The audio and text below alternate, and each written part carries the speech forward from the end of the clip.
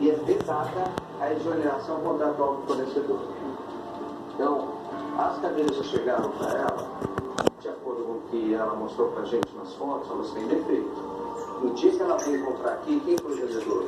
O Henrique começou, depois uma moça terminou e depois No dia que você viu o que você comentou?